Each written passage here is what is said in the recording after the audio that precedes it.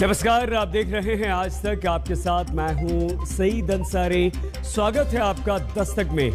तो वक्त दस्तक का है, शुरुआत अभी दस्तक देती इस समय की सबसे बड़ी खबर के साथ। कल संविधान दिवस है। कांग्रेस संसद भवन के सेंट्रल हॉल में होने वाले संविधान दिवस समारोह में शामिल नहीं होगी। और सिर्फ कांग्रेस ही नहीं, बल्कि कांग्रेस के अलावा TMC, RJD, DMK, CPM, CPI भी कल के संविधान दिवस समारोह में शामिल नहीं होंगी। ये फैसला इन राजनीतिक दलों की तरफ से लिया गया है। तो इस समय बड़ी खबर यही आई है कि TMC, RJD, DMK, CPI, CPM कोई भी संविधान दिवस समारोह में शामिल नहीं होंगे। दूरी बनाए रखने का इन सभी दलों ने निर्णय ले लिया है और ये कांग्रेस तो शामिल नहीं होगी, इस बात की पुष्टि भी फिलहाल हो चुकी है।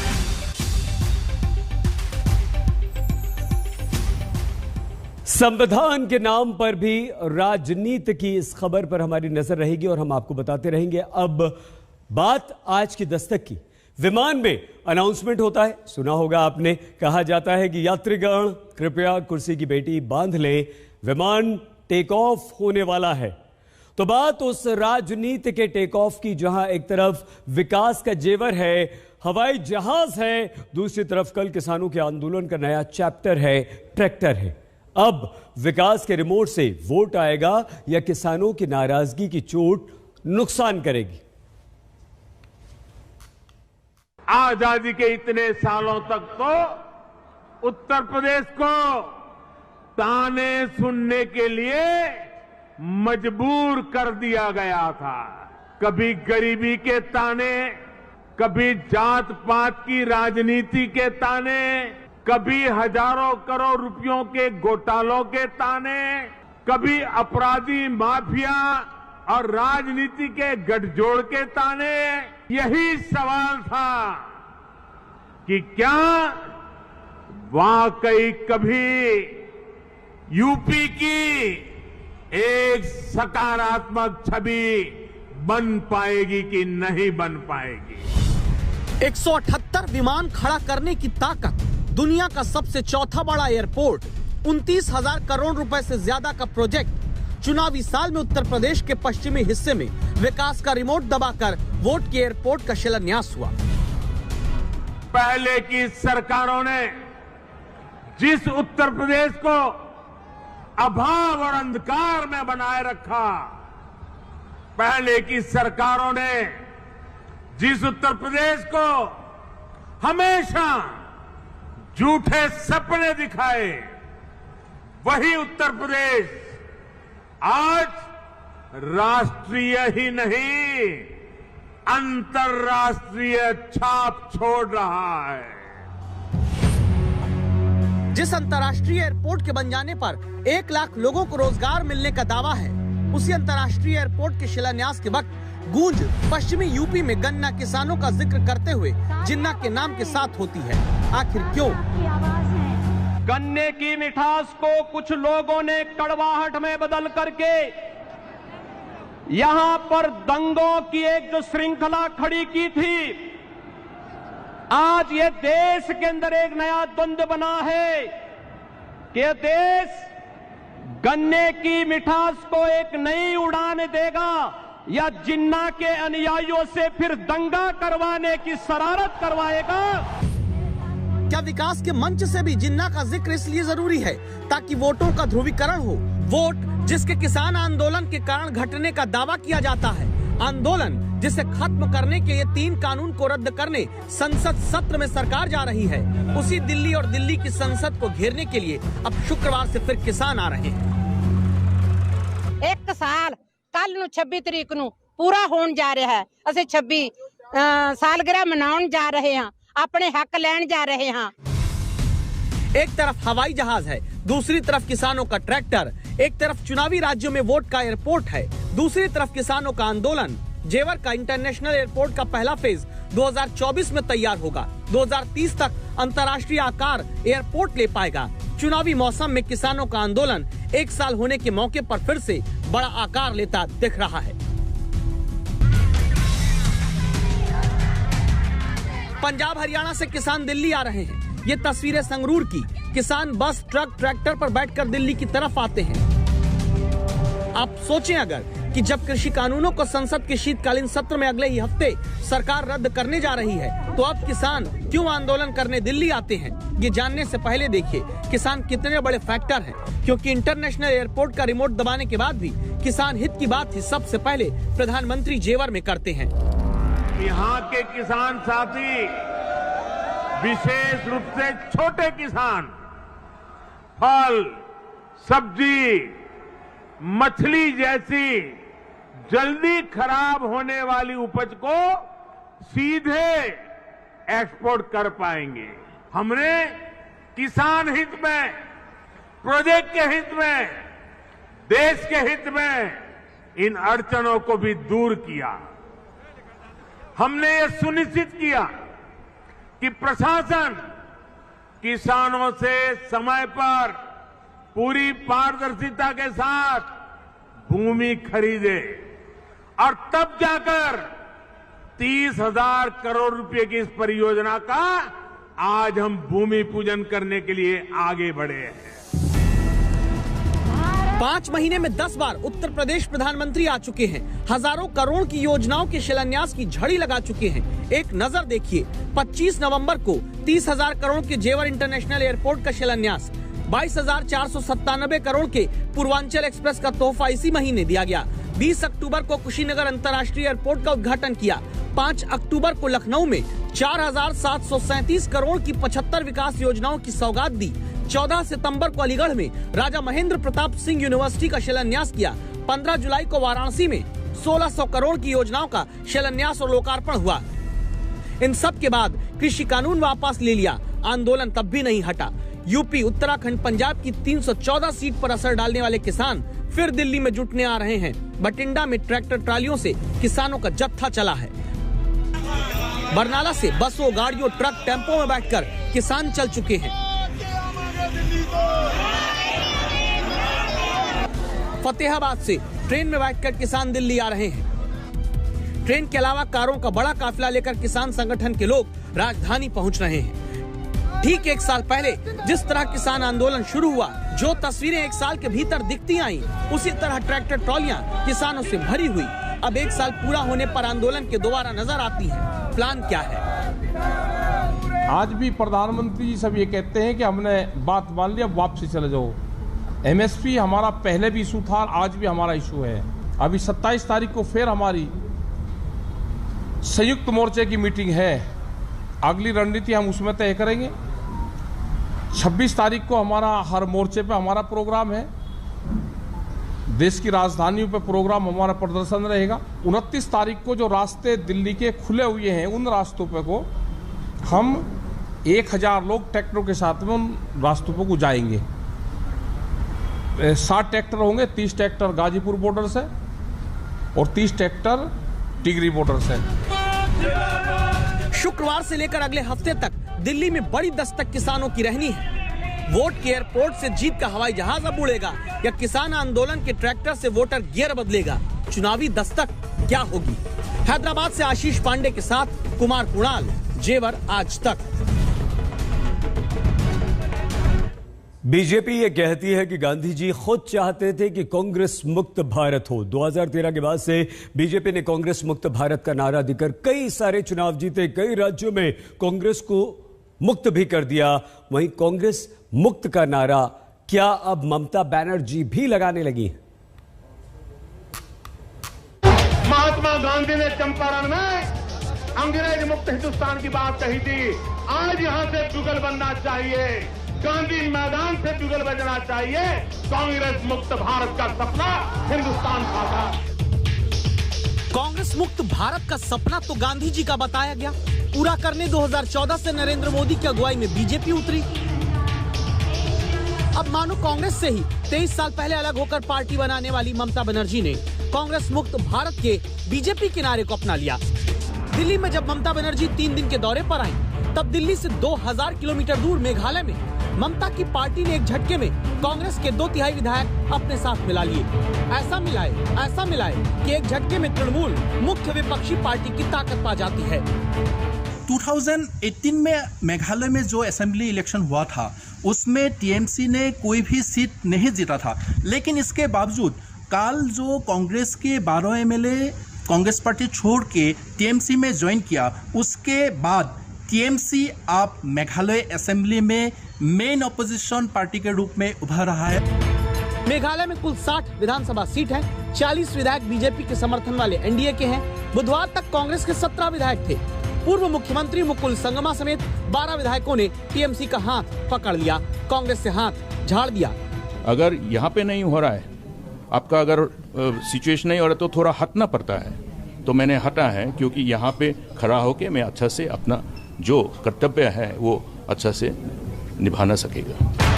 कर्नाटक मध्य प्रदेश में तो अब तक कांग्रेस के विधायक टूटकर सरकार अपनी गिराते थे, बीजेपी की सरकार बनाते थे, लेकिन मेघालय में तो सरकार छोड़िए विपक्ष का दर्जा भी छिनवा कर कांग्रेस विधायक टूट जा रहे हैं, जिसमें अब कांग्रेस को साजिश नजर आती है।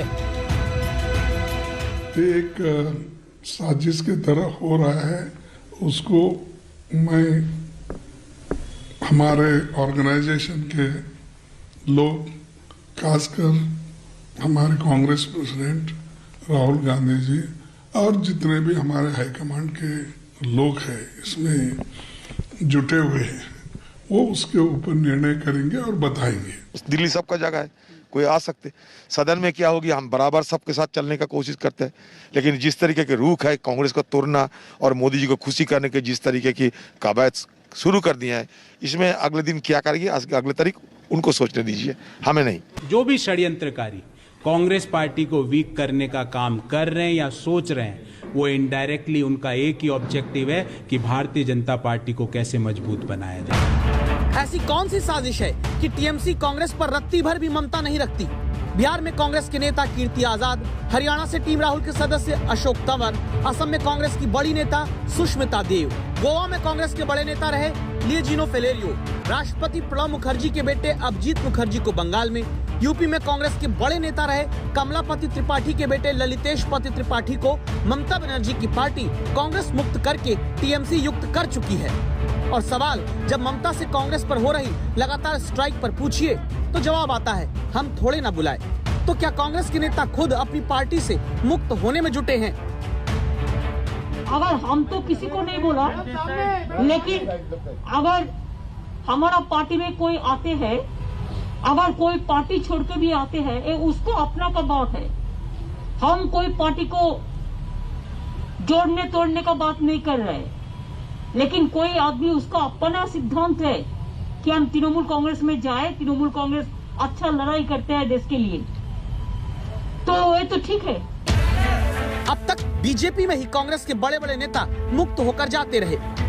एडीआर की रिपोर्ट कहती है 2016 से 2020 के बीच कांग्रेस के 170 विधायक चुनाव के दौरान दल बदल कर चुके हैं। ऐसे नेताओं के पलायन पर राहुल गांधी कह चुके हैं, जो हमारे यहाँ डर रहे हैं उनको बाहर निकालो, चलो भैया जाओ, आरएसएस के हो जाओ, भागो, मजे लो, नहीं चाहिए, जरूरत नहीं है तुम्हारी, हमें निडर लोग चाहिए, ये हमारी आइडियोलॉजी, ये मेरा बेसिक मैसेज है। अब बीजेपी से ज्यादा नेता कांग्रेस के टीएमसी में जा रहे हैं। तो क्या जैसे कांग्रेस मुक्त भारत के नारे के साथ बीजेपी सत्ता में आई, अब उसी तरह नेताओं को कांग्रेस मुक्त करके ममता बनर्जी देश में मुख्य विपक्षी दल बनने की रणनीति पर चल रही हैं? ये सवाल इसलिए क्योंकि ऐसा लगभग कभी नहीं होता था कि दिल्ली में ममता बनर्जी आए और कांग्रेस अध्यक्ष सोनिया गांधी से न मिले। इस बार हुआ है। जब सवाल हुआ कि मुलाकात के लिए क्या सोनिया गांधी के पास जाएंगी, जवाब सुनिएगा। कि हर टाइम मुलाकात होने का कोई बात है क्या? ये कोई मैंडेटरी है? ये कोई कॉन्स्टिट्यूशनल प्रोविजन है? मैंने बोला, मैंने टाइम नहीं मांगा, वो लोग बिजी है पंजाब इलेक्शन के लिए, let them be busy for their party work. संसद के शीतकालीन सत्र के लिए रणनीति बनाती कांग्रेस को फिलहाल अपने नेताओं को रोकने की भी रणनीति बनानी होगी, क्योंकि ममता बनर्जी तो कांग्रेस मुक्त अभियान में कोई भी ममता दिखाती नजर नहीं आ रही। दिल्ली से मौसमी सिंह के साथ हेमंता नाथ, शिलोंग आज तक। विधायकों को बांटे और बेरोजगारों को डांटे, ये कहानी राजस्थान की है। बेरोजगारी में राजस्थान देश में दूसरे नंबर पर है। हर साल 1 लाख पद भरने का सरकारी वादा अब तक आधा है। चिंता सरकार को सिर्फ अपने विधायकों को मोटे वेतन भत्ते सुविधा वाले पदों पर भरने की है। बेरोजगारों की उच्च शिक्षा वाली डिग्री भुलाकर सरकार अपनी कुर्सी बचाने वाले विधायकों पर राजस्थान में कृपा बरसा रही है।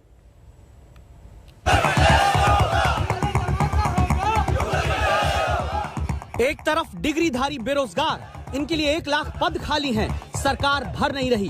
दूसरी तरफ नेतागिरी वाले विधायक, जिन्हें या तो पद बांटे जा रहे हैं, पद नहीं तो बनाने की तैयारी करी जा रही है। राजस्थान में विधायकों की सरकारी भर्ती पहले टंगी रही, फिर बढ़ी तो ऐसे बढ़ने लगी कि पूछिए मत।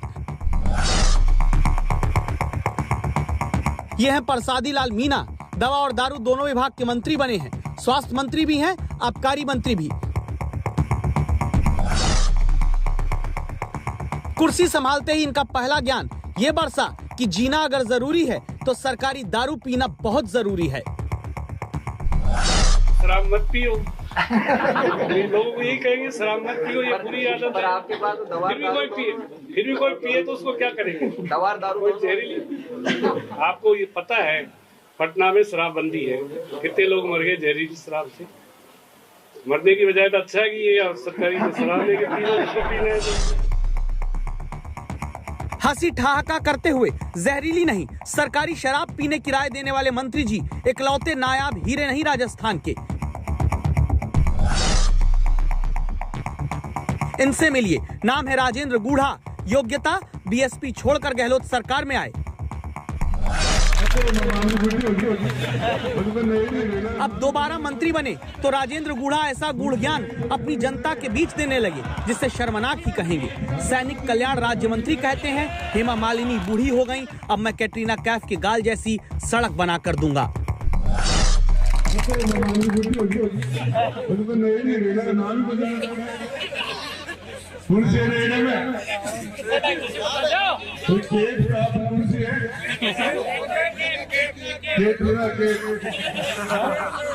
कौन सी है?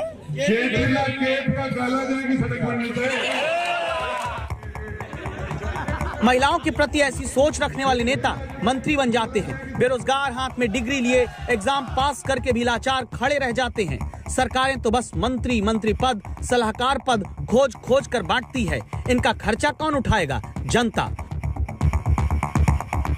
राजस्थान में मंत्रियों को वेतन के अलावा सत्कार भत्ता के नाम पे 80,000 रुपए, आने जाने को कार और तेल मुफ्त, घर के नाम पर बंगला या 30,000 महीना किराया, फर्नीचर के नाम पर 5 लाख रुपए, बिजली 35,000 यूनिट फ्री, पानी 50 लाख लीटर फ्री, मेडिकल सब कुछ फ्री, डीए के नाम पर 2,000 रुपए रोज के और 2 लाख का स्वविवेक फंड दिया जाता है। कहानी इतनी भर नहीं, जब 30 मंत्री पद का कोटा भर गया तो अपने विधायकों को सेट करने के लिए एक्स्ट्रा भर्ती मुख्यमंत्री गहलोत ने निकलवा दी।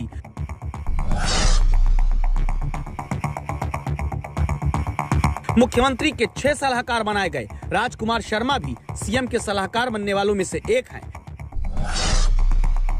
पूछा गया क्या करेंगे सलाहकार बनकर, तो इनका जवाब सुनिए। अभी प्रधानमंत्री जी ने भी कम से कम 15 सलाहकार नियुक्त करके, सुरक्षा सलाहकार अलग, मीडिया सलाहकार अलग, और कंगना रनौत कौन है एक वो नाचने वाली, उसको भी सलाहकार नियुक्त कर रखा है। ऐसे चेहरों के बड़े बड़े पदों पर भर्ती होने के बाद दूसरे नेता मुख्यमंत्री से पूछने लगे कि बता दीजिए वो योग्यता जो मंत्री बनने के खातिर जरूरी है, क्या ऐसे लोग मंत्री बनने चाहिए? सवाल मुख्यमंत्री से भी हुआ।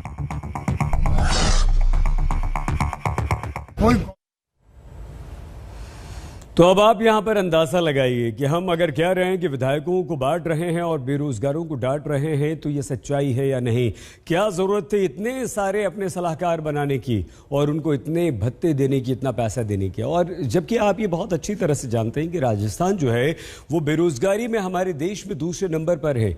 1 लाख पद भरने का सरकार ने वादा किया, जी हाँ, लेकिन वो पूरा नहीं हुआ, आधा ही अभी है।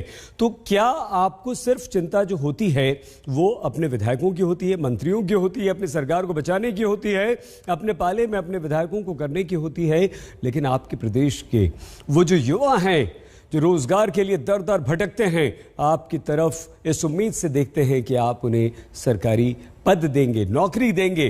मत दीजिए सरकारी पद, नौकरी, लेकिन कम से कम ऐसे अवसर तो प्रदान कर दीजिए जिससे उन्हें निजी नौकरियां मिल सकें। लेकिन ऐसा होता हुआ दिखता नहीं है। और जब नहीं दिखता है तो बेरोजगारों की उच्च शिक्षा वाली डिग्री भुलाकर सरकार कुर्सी बचाने वाले विधायकों पर कृपा बरसाती है तो तकलीफ होती है। उन बेरोजगारों को जो पढ़ते हैं, लिखते हैं और अपनी सरकार पर विश्वास करते हैं, लेकिन उनके साथ होता है विश्वासघात। कोई कमेंट कोई दे उचित नहीं है। ऐसे कमेंट आते कई बार सुनते हैं और राज्यों से भी सुनते हैं कि राजस्थान हो चाहे कोई राज्य हो, कोई व्यक्ति कोई भी हो, उनको अपनी मर्यादा का ख्याल रखना ही चाहिए। मर्यादा से बाहर जाके राजनीति करेंगे तो उसको कोई पसंद नहीं करेगा। इतना मैं कह सकता हूँ। किस संदर्भ में उन्होंने कहा मुझे नहीं मालूम है, पता करेंगे किस संदर्भ में उन्होंने कहा, क्यों कहा।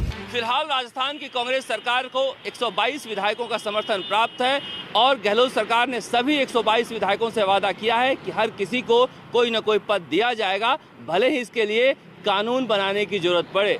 फिलहाल गहलोत मंत्रिमंडल की औसत आयु 61 साल है और ज्यादातर मंत्री 12वीं पास हैं। नेतागिरी की डिग्री इतनी बड़ी हो जाती है जहां सरकार सुरक्षा कवच लेकर चलने वाले विधायक योग्यता नहीं, सरकारी कृपा पर पदों पर रखे जाते हैं, बस खाली हाथ रह जाते हैं पढ़े लिखे बेरोजगार। ये वो नौजवान हैं जिनसे आज तक की दस्तक के बाद गहलोत सरकार ने खाली पदों पर भर्ती का लिखित समझौता किया था, फिर वादा खिलाफी की, फिर ये युवा धरना देने लगे। ये नौजवान अब कांग्रेस सरकार की पोल खोलने उत्तर प्रदेश में प्रियंका गांधी के पास जाने लगे तो मुख्यमंत्री के सलाहकार ने मिलकर 2 दिन का वक्त मांगा। आगे क्या हुआ सुन लीजिए। पिछली बार भी गए तो वहाँ हमें पीटा गया था। इस बार जब 10 तारीख को गए तो हमारे साथ उन्होंने गाली गलौज की, तो हमें पता है कि वो कांग्रेस के वो कार्यकर्ता हमें मारेंगे, तो हमें पता है कि मारेंगे तो मार खाने जाएंगे, लेकिन इस बार पीछे नहीं हटेंगे। आर पार की लड़ाई हम लड़ेंगे क्योंकि मांगे हमारी वाजिब पर 23 फरवरी को लिखित में समझौता हुआ था। मैं जो दिन अनशन तोड़वाया था। अबरार जो मुख्यमंत्री सलाहकार यहाँ आए थे, लगातार मंत्रियों से वार्ता हुई, मुख्यमंत्री जी से मुलाकात हुई, उसके बावजूद भी हमारी मांगे नहीं हो रही। सरकार बचाने वाले मंत्री बन गए, सलाहकार बन गए, आगे निगमों के अध्यक्ष बन जाएंगे, कम पड़ा तो सरकार और नए पद सृजन कर देगी। लेकिन जब सरकार बनाने वाले युवा 1 लाख से ज्यादा खाली पदों को भरने के नाम पर सिर्फ दौड़ाए जाएंगे तो जरूरी है आप दस्तक दीजिए। नौकरियां देने के नाम पर सरकार सत्ता में आई थी। सत्ता में आए हुए करीब 3 साल हो गए, मगर इन 3 सालों में 50,000 भी नौकरी नहीं दे पाए हैं। पुरानी भर्तियां ही अभी तक चल रही है। इस सरकार की भर्ती तो शुरू ही नहीं हुई है, जबकि सरकार अपने लिए जितने पद हैं उससे ज़्यादा भर्ती कर लिए हैं और पद कैसे सृजित किया जा सकते हैं उसकी तैयारी में लगी हुई है। बेरोजगार कह रहे हैं कि गहलोत नहीं सुन रहे हैं, प्रियंका गांधी को सुनाने अब उत्तर प्रदेश जा रहे हैं। कैमरामैन शर्मा के साथ शरद कुमार, जयपुर, आज तक। स्वागत एक बार फिर से आपका दस्तक में। आपके साथ मैं हूं सईद अंसारी। प्रधानमंत्री नरेंद्र मोदी ने आज जेवर एयरपोर्ट का शिलान्यास किया। प्रधानमंत्री नरेंद्र मोदी ने इस अवसर पर पहले की सरकारों को जमकर कोसा और यह कहा कि पहले उत्तर प्रदेश को घोटालों और माफियाओं के ताने मिला करते थे, लेकिन अब तस्वीर बदल चुकी है। तीनों कृषि कानून वापस लेने के बाद पश्चिम उत्तर प्रदेश में ये प्रधानमंत्री की पहली बड़ी रैली थी, जिसके द्वारा उन्होंने इस इलाके के किसानों को भी साधने की पूरी कोशिश की। ये एयरपोर्ट अनेक सालों तक दिल्ली और लखनऊ में पहले जो सरकारें रही उनकी खींचतान में उलझा रहा। यूपी में और केंद्र में पहले जो सरकारें रही उन्होंने कैसे पश्चिमी उत्तर प्रदेश के विकास को नजरअंदाज किया, उसका एक उदाहरण ये जेवर एयरपोर्ट भी है। ये कैसे भारतीय जनता पार्टी के लोग हैं, एक तरफ तो हवाई अड्डा बेच रहे हैं, दूसरी तरफ हवाई अड्डा बना रहे हैं। बताओ आप इनकी बातों पे भरोसा करोगे कि नहीं करोगे? पहले की सरकारों ने जिस उत्तर प्रदेश को अभाव और अंधकार में बनाए रखा, पहले की सरकारों ने जिस उत्तर प्रदेश को हमेशा झूठे सपने दिखाए, वही उत्तर प्रदेश आज राष्ट्रीय ही नहीं अंतर्राष्ट्रीय छाप छोड़ रहा है। जो एयरपोर्ट घाटे में हवाई जहाज चल रहा है वो घाटे में, तो ये भारतीय जनता पार्टी का गणित क्या है जो मुनाफा लोग कमा रहे हैं? क्या मुनाफा का गणित है? उत्तर प्रदेश में चुनाव है, इसीलिए हर उद्घाटन शिलान्यास पर सियासी विवाद है। आजादी के 7 दशक बाद पहली बार उत्तर प्रदेश को वो मिलना शुरू हुआ है जिसका वो हमेशा से हकदार रहा है। दब गया। पूर्वांचल एक्सप्रेस वे पर श्रेय लेने और इल्जाम लगाने का सिलसिला अभी थमा भी नहीं था कि जेवर एयरपोर्ट पर नई सियासी जंग शुरू हो गई। प्रधानमंत्री मोदी ने जेवर में इंटरनेशनल एयरपोर्ट के शिलान्यास का बटन दबाकर पिछली सरकारों को जमकर कोसा, तो वहीं विपक्ष एक नए इल्जाम के साथ मैदान में आ गया। प्रधानमंत्री ने अपने आधे घंटे के भाषण में हाईवे और एयरपोर्ट से बेहतर होती उत्तर प्रदेश की बदलती तस्वीर, डबल इंजन सरकार की उपलब्धियों और अपनी राष्ट्र प्रथम की नीति पर बात की। लेकिन प्रधानमंत्री का सबसे ज्यादा जोर 2 बातों पर था। पहला उत्तर प्रदेश की बदलती पहचान और दूसरा पश्चिम यूपी के किसान। तीनों कृषि कानून वापस लेने के बाद पश्चिमी उत्तर प्रदेश में ये प्रधानमंत्री की पहली बड़ी रैली थी, जिसे उन्होंने बीजेपी की उम्मीदों को उड़ान देने वाले रनवे के तौर पर इस्तेमाल किया। से जुड़े आजादी के इतने सालों तक तो उत्तर प्रदेश को ताने सुनने के लिए मजबूर कर दिया गया था। कभी अपराधी माफिया और राजनीति के गठजोड़ के ताने, यूपी के कोटि कोटि सामर्थ्यवान लोगों का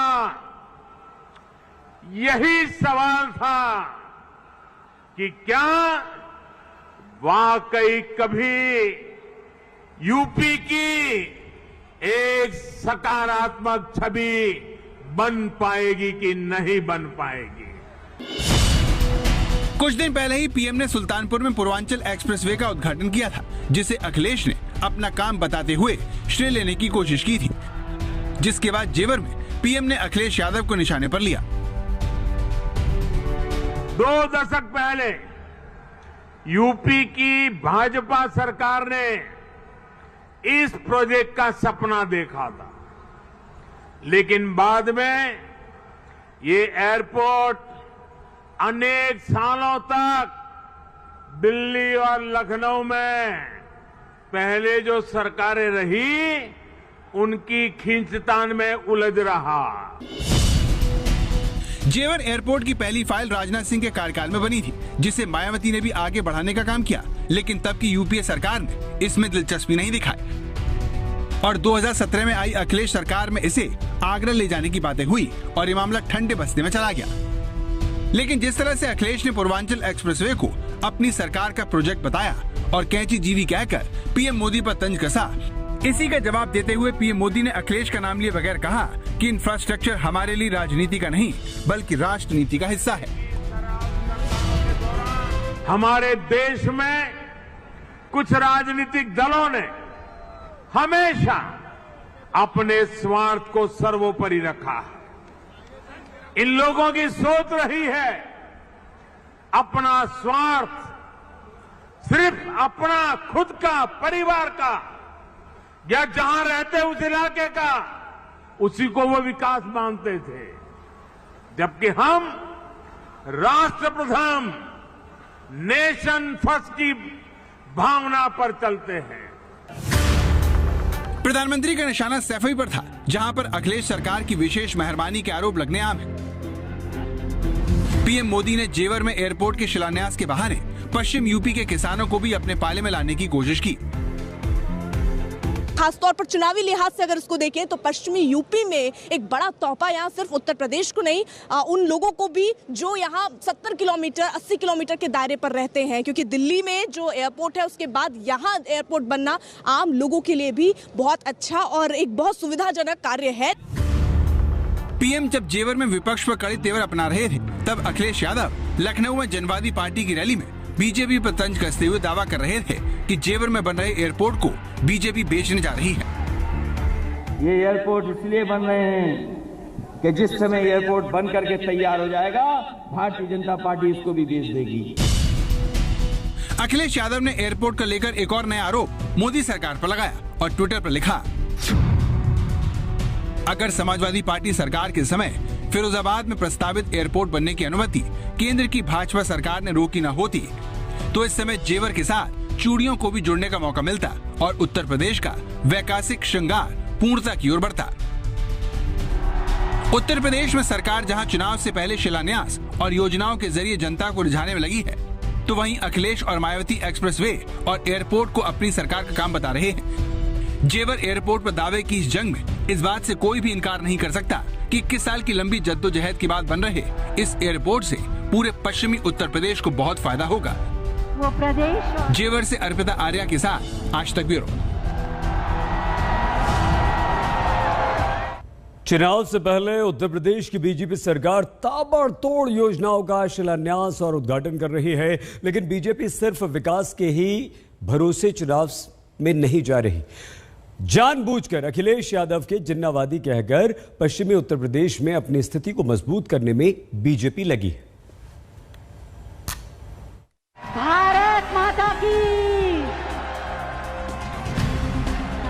मेरे साथ बोलिए, भारत माता की।